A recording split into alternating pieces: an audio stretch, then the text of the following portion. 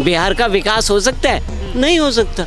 नीतीश बाबू वहाँ से लेके इस बिहार को चले हैं जब इन्होंने नरसंहार, मर्डर तो एक अलग चीज़, आज भी मर्डर हो जाता है, बलात्कार हो जाता है, लेकिन उस समय नरसंहार होता था। एक समुदाय दूसरे समुदाय को गांव में घुस के मार देता था, 5 बजे दरवाजे बंद हो जाते थे। अब न जात पे न पात पे, इंदिरा जी की बात पे मोहर लगेगी हाथ पे। बिहार में भी ये चुनाव उस पे लड़े, क्यों लड़े? तुम्हारी दादी क्यों लड़ी? तो तुम्हें बिहार वाले पूछेंगे नहीं कि जब तुम जात पात ये सारी चीज़ों से जीत के गए हो, अब माहौल देख के जात पात में आ गए हो, क्यों नहीं मार रहे? हटो न जी, हटो न जी, पहुंचे हुए कि ना राहुल गांधी को वोट लगा रहा है अपने मुंह, वो ये अलग अलग लड़ रहे हैं, भिंडी गठबंधन बने हुए हैं। भाई मिल के लड़ो, यूनिटी दिखाओ, कुछ किया हो तो उस पर बात करो। तुमने किया ही क्या है? ये सारी जातिवाद से जकड़ा हुआ बिहार अब पनप गया है, अब जाति से ऊपर उठ के सोच रहे हैं विकास के लिए। सर क्या नाम हुआ आपका? S Rawat sir. राव साहब क्या कहेंगे, चुनाव आ रहा है बिहार का, किसको सरकार बनते हुए दिख रही इस समय बिहार में? एनडीए की सरकार बनेगी और पूर्ण बहुमत की सरकार बनेगी।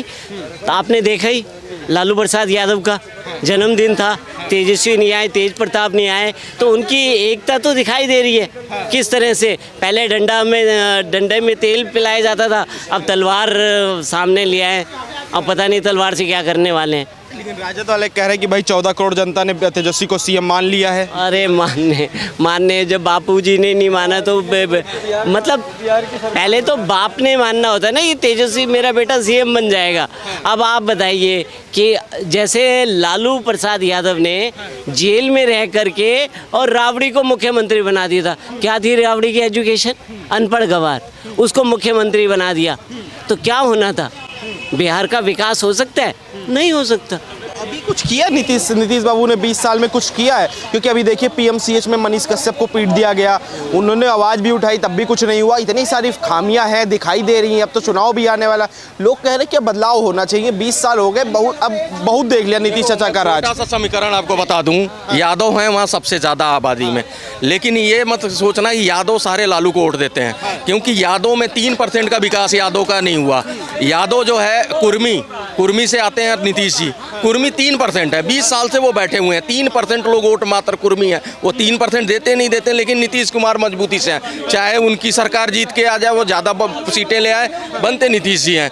तो नीतीश जी, अच्छा लालू प्रसाद यादव का मैं बता दूं, आप मुख्यमंत्री बन गए, आपकी इच्छा पूरी हो गई, आपने अपनी बीवी को बना दिया, उनकी भी इच्छा पूरी हो गई, आप अब अपने बच्चों को ले आए हो दूसरे नंबर के, उसकी इच्छा, सबकी इच्छाएं पूरी करने के लिए बिहार नहीं है। और बिहार कोई आहुति देने वाली चीज़ नहीं है, बिहार तरक्की पसंद चाहता है, क्योंकि लोग देख रहे हैं कि और प्रदेशों से हमारा प्रदेश बहुत पिछड़ गया, हम जीरो से शुरुआत 20 साल से कर रहे हैं, तो कहीं ना कहीं पहुंचने के लिए विकास बहुत ज़रूरी है। आज रोड 6 लाइन की, 6 लेन की रोड उन गांवों में भी बन गई जिन्होंने कभी छोटा सा भी रोड नहीं था उनके जाने के लिए, तो वो देख रहे हैं कि विकास क्या होता है। नीतीश गडकरी को कौन वोट देता है, लेकिन रोड बना रहे हैं बिहार में जाके, और दबके बन रहा है, और बिहार की जगह जगह आप देखो विकास हो रहा है। विकास अब कह रहे हैं कि हो रहा है। अभी पीएम जी बताइए क्या कह रहे हैं? बिहार गए हो आप? बिहार गए हो? हाँ, 2005 से पहले गए थे? नहीं, 2005 से पहले कैसे जा पाएंगे? नहीं गए थे ना, नीतीश सरकार के पहले नहीं गए थे ना। इतने गड्ढे होते थे 3 फीट के। अच्छा। और रात और क्राइम, थोड़ा 10 किलोमीटर मोटरसाइकिल लेके नहीं जा सकते थे आप। अच्छा। हाँ, लेकिन राहुल गांधी कह रहे बिहार क्राइम कैपिटल बन गया है। राहुल गांधी वो तो पप्पू है, उसकी बात ही नहीं करनी चाहिए। राघोपुर है बिहार, पटना से 35 किलोमीटर दूर है राघोपुर, जहाँ से तेजस्वी का वो आरजेडी का विधायक जीतता आ रहा कंटिन्यू। यादवपुर में गया पत्रकार इंटरव्यू लेने, वहाँ पे सारे यादव रहते हैं, कहते हैं कि आज देख लो 35 किलोमीटर दूर तक आज तक रोड नहीं बना था, बट 6 लाइन का रोड अब मेरे गांव में आ गया, और जबकि यहाँ से कभी बीजेपी की कोई भी विधायक नहीं जीता, न ही नीतीश का। तो वही कह रहा हूँ कि बिहार में विकास पहुँचाने के लिए रोड बहुत ज़रूरी था, वो पहुँचा दिया, जगह जगह रोड बन गया। अब ये PhD पास कन्हैया को लेके पहुँचे हैं, यहाँ से लात मारा, देखो यहाँ की जनता ने उसे नकार दिया, और ये लालू की ही देन थी कि उसको वहाँ से उठ के यहाँ आना पड़ा, क्योंकि लालू ने धमकी दी थी कि भैया ये यहाँ नहीं दिखना चाहिए बिहार में। इंडिया गठबंधन वाले कह रहे कि भाई बिहार में बाहर चल रही हो, 3 युवाओं की बाहर है, आप बता दो। कन्हैया कुमार, तेजस्वी यादव और राहुल गांधी। अरे भाई साहब, क्यों नहीं मार भी तो कर रहे हैं, क्यों नहीं मार रहे हैं? हटो न जी, हटो न जी, पहुँचे हुए कि ना राहुल गांधी को वोट लगा रहा है अपने मुंह, ये अलग अलग लड़ रहे हैं, भिंडी गठबंधन बने हुए हैं। भाई मिल के लड़ो, यूनिटी दिखाओ, कुछ किया हो तो उस पर बात करो। तुमने किया ही क्या है तुम्हारे टाइम में? आज बताओ, वहाँ पे अकेडमी खुली है, वहाँ से अब बैच के लड़के निकलने लगे हैं, वहाँ पे एम्स बन के खड़ा हो गया पटना में, लोग इलाज करा रहे हैं। लोग अब वहाँ पे 5 बजे लोग घरों में अंदर हो जाते थे दहशत के मारे, और पता होता था कि थाने में अगर किसी ने किसी का मर्डर कर दिया ना, वो यादव के नाम पे बरी हो जाता, कोई सबूत की जरूरत नहीं होती थी। ये सारी जातिवाद से जकड़ा हुआ बिहार अब पनप गया है। अब जाति से ऊपर उठ के सोच रहे हैं विकास के लिए। रुकिएगा, रावत जी, राहुल गांधी गए थे अभी, गया तो कह रहे कि भाई बिहार क्राइम कैपिटल बना हुआ है इस समय। देखिए, उनको तो सारी जगह क्राइम ही दिखेगा ना। अपने राज्य में तो उन्होंने क्राइम करा ही नहीं है ना। उनके राज्य में मतलब 60 साल कांग्रेस ने राज करा, उसमें कोई क्राइम मुक्त था, क्राइम था ही नहीं। आज जगह बसों में कहते थे, अभी सीपी में पता चले कि हाँ सावधानी बरतना, दुर्घटना न घट जाएगी। सरोजिनी नगर मार्केट में अभी इसीलिए बुलडोजर चलाना पड़ गया कि वहाँ इतना बम फट गए थे कि बम फटते हुए बोलते थे भाई सरोजिनी नगर मत जाना, कहीं बम ना फट जाए। तो कुल मिलाकर के इनके राज में इतना वो था। तो किसके दम पे जा रहे हैं वहाँ? कौन है वहाँ पे? MY समीकरण, मुस्लिम यादव समीकरण। हाँ, मुस्लिम यादव समीकरण। और वो उसी की टोपी पहन के घूम रहे, वो उन्हीं के लिए बात करते हैं, दूसरे पक्ष के लिए तो बोलते नहीं है। और दूसरे पक्ष वाले उन्हें वोट क्यों देते हैं? राहुल गांधी पूरा विपक्ष SC ST के लिए भी आवाज़ उठा रहा है, रिजर्वेशन के लिए भी आवाज़ उठा रहा है कि भाई अगर हमारी सरकार बनेगी तो प्राइवेट इंस्टीट्यूशन में भी रिजर्वेशन लेके आएंगे हम, और जो 50% का कैप लगा हुआ है उसको भी पार कर जाएंगे। बिल्कुल, वो कैप ही हटाने पे रह जाएंगे और उनके पास में कुछ आना नहीं है, कैप ही हटाते रहेंगे। तो वो कैप हटनी नहीं है। देखिए, कुल मिलाकर के इन्होंने करा क्या? उन्होंने यही करा है कि हिंदुओं को तो बांटने का काम करा और दूसरे पक्ष को जोड़ करके उनकी टोपी पहना दी कि भैया तुम तो मेरे हो, तुम मेरे पास रहना, नहीं तो तुम्हें खा जाएंगे ये। तो कुल मिला के डरा करके उनके मन में इतनी दहशत भर दी है कि आप वो दहशत खत्म करने की कगार पे पहुंच गए। गांधी की क्या स्थिति दिखती है, कांग्रेस की क्या लगता है बिहार में क्या स्थिति होने वाली इस चुनाव में? क्योंकि अभी देखिए EVM का रोना रो रहे हैं राहुल गांधी, कह रहे हैं कि जैसे महाराष्ट्र में EVM में खेल किया, उसमें हैक किया, दानलेबाजी की, यही चीज़ बिहार में होने वाली है। कुछ लोग कह रहे हैं कि भाई राहुल गांधी पहले से हार मान लिए, कुछ लोग कह रहे हैं मास्टर स्ट्रोक है। देखिए, EVM पे उन्होंने कहा, अब ये बताइए, आंध्रा में जीतते हैं, आंध्रा में जीते, कर्नाटका में जीते, उसमें किसमें, हिमाचल में जीतते, तो क्या वहाँ EVM सही थी? हैं, जहाँ जीतते हैं वहाँ EVM सही खराब हो जाती है, ठीक है ना, और जहाँ हार जाते हैं वहाँ EVM खराब हो गई।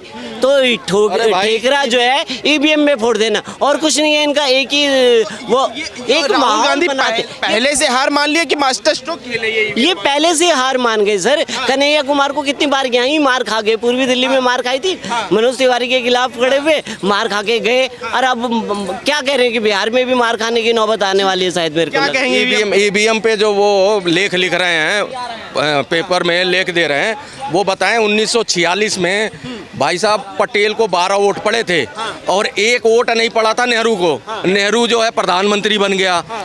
उसके बाद 78,000 वोटों को इनवैलिड कर दिया था, दलित के भीमराव अंबेडकर को हरवा दिया था, तब EVM हैक नहीं था, ठीक है। उसके बाद जब यहाँ की जनता ने अयोग्य घोषित कर दिया था इंदिरा गांधी को न्यायालय ने, तो उन्होंने रातों रात संविधान ही पलट दिया, तब EVM हैक नहीं था। उसके बाद ये एक वहाँ के वो थे MP थे, मेंबर ऑफ पार्लियामेंट, उनको बताया इन्होंने, मुस्लिम थे, उसको जज बनाया इन्होंने हाई कोर्ट का, फिर सुप्रीम कोर्ट का। 10 साल वो कार्यरत रहे, सारे इनके जितने केस थे वापस ले लिया, फिर उनको रिजाइन करा के और उनको फिर राज्यसभा का MP बना दिया। तब कुछ नहीं था, तब सब सही था। आज चुनाव आयोग का कहना है कि एक उन्होंने हमें शिकायत पत्र भी नहीं दिया है, सिर्फ जनता में बोल रहे हैं, वो अपनी भूमिका बना रहे हैं, अपनी जमीन तैयार कर रहे हैं कि हारते तो है, उनको हारने का अनुभव है, उन्हें पता है इसमें भी हार जाएंगे, तो कुछ ना कुछ स्वरूपा बैक सपोर्ट के लिए, क्योंकि हमारे पार्टी के लोग हमसे पूछ रहे हैं कि भैया क्या कर रहे हो आप, कहीं तो जीतो, कहीं नहीं। हरियाणा में आपकी ज़मीन थी, पूरी सियासी ज़मीन तैयार हो गई थी, योगेंद्र यादव ने कहा कि हमने पिच बना के दे दिया किसानों का और उसका सारा दोनों खड़ा करके, तब नहीं जीत पाए आप। वहाँ पे भी आपके यहाँ अंदर फूट पड़ी, 50 से 60 लोग लगे वो पद बांटने, और वहाँ पे मुख्यमंत्री करीब 10 से 12 लोग मुख्यमंत्री का दावा ठोक रहे थे। ये सारी उसकी वजह से वहाँ पे भी हार गए। एक जगह पूरे भारत में अगर कहीं उम्मीद थी तो वो हरियाणा था।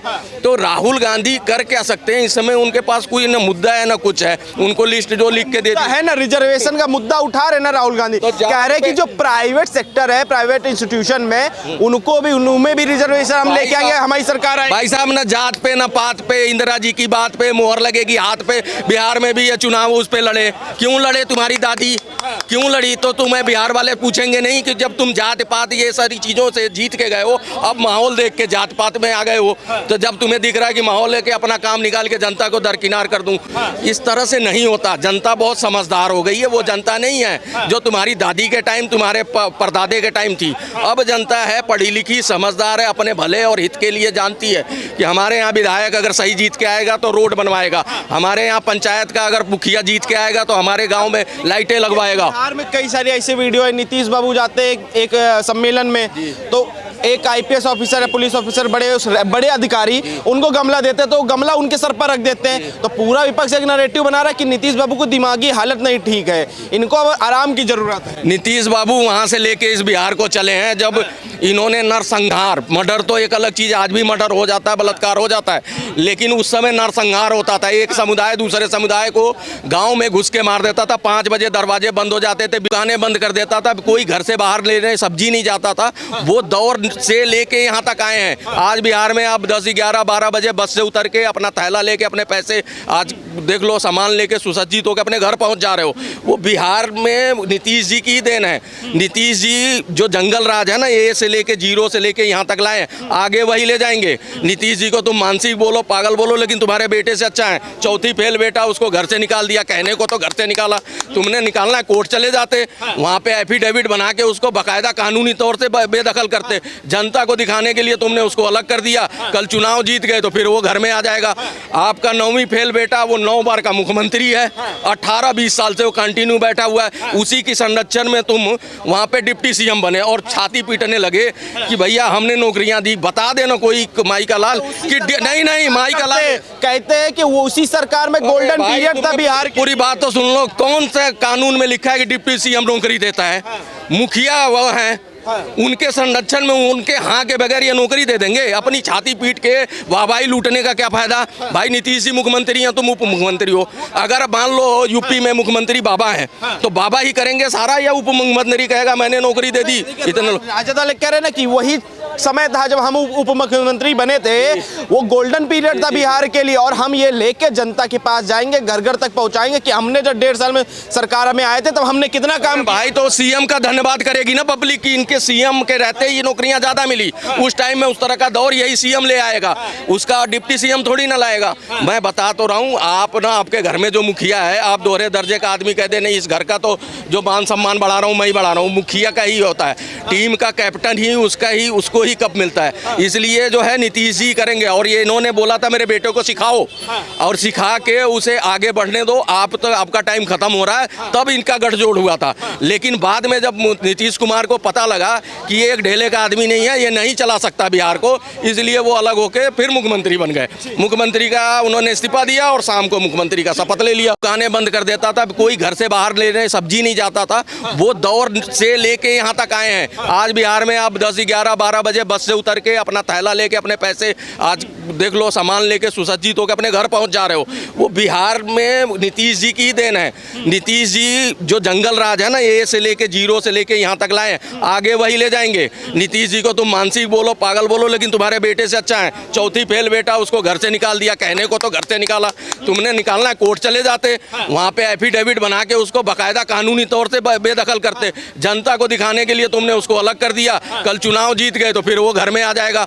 आपका 9वीं फेल बेटा, वो 9 बार का मुख्यमंत्री है, 18-20 साल से वो कंटिन्यू बैठा हुआ है। उसी की संरक्षण में तुम वहाँ पे डिप्टी सीएम बने और छाती पीटने लगे कि भैया हमने नौकरियां दी। बता देना कोई माई का लाल कि नहीं माई का लाल कहते हैं कि वो उसी सरकार में गोल्डन पीरियड था बिहार की। पूरी बात तो सुन लो, कौन सा कानून में लिखा है कि डिप्टी सीएम नौकरी देता है? मुखिया वो है, उनके संरक्षण में उनके हाँ के बगैर ये नौकरी दे देंगे? अपनी छाती पीट के वाहवाही लूटने का क्या फायदा? भाई नीतीश जी मुख्यमंत्री हैं, तुम उप मुख्यमंत्री हो। अगर मान लो यूपी में मुख्यमंत्री बाबा हैं तो बाबा ही करेंगे सारा, या उप मुख्यमंत्री कहेगा मैंने नौकरी दे दी? इतना राजद वाले कह रहे ना कि वही समय था जब हम उप मुख्यमंत्री बने थे, वो गोल्डन पीरियड था बिहार के लिए, और हम ये लेके जनता के पास जाएंगे, घर घर तक पहुंचाएंगे कि हमने जब 1.5 साल में सरकार में आए थे तब हमने कितना काम किया। भाई तो सीएम का धन्यवाद करेगी ना पब्लिक की, इनके सीएम के रहते ही नौकरियां ज्यादा मिली। उस टाइम में उस तरह का दौर यही सीएम ले आएगा, उसका डिप्टी सीएम थोड़ी ना लाएगा। मैं बता तो रहा हूँ, आप ना आपके घर में जो मुखिया है, आप दोहरे दर्जे का आदमी कहते नहीं, इस घर का तो जो मान सम्मान बढ़ा रहा हूँ मैं ही बढ़ा रहा हूँ, मुखिया का ही होता है, टीम का कैप्टन ही उसको ही कप मिलता है। इसलिए जो है नीतीश जी करेंगे। और ये इन्होंने बोला था मेरे बेटे को सिखाओ, और सिखा के उसे आगे बढ़ने दो, आप तो आपका टाइम खत्म हो रहा है, तब इनका गठजोड़ हुआ था। लेकिन बाद में जब नीतीश कुमार को पता लगा कि ये एक ढेले का आदमी नहीं है, ये नहीं चला सकता बिहार को, इसलिए वो अलग होके फिर मुख्यमंत्री बन गए। मुख्यमंत्री का उन्होंने इस्तीफा दिया और शाम को मुख्यमंत्री का शपथ ले लिया।